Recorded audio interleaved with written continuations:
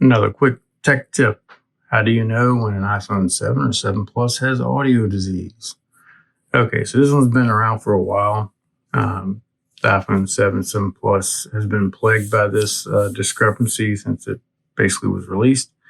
It's the one symptom that never changes, no matter what iOS is installed, is the fact that when you dial out, if the phone has audio disease, speakerphone is grayed out. That one has always been there since the very beginning. The other one that has been there since the beginning is when you go into voice recorder, voice memos, and you try to hit record, nothing happens. If you like this video, you want to see more, leave me a comment, leave me a like. If you don't like it, okay. But if you want to see more, let me know. And I'm out.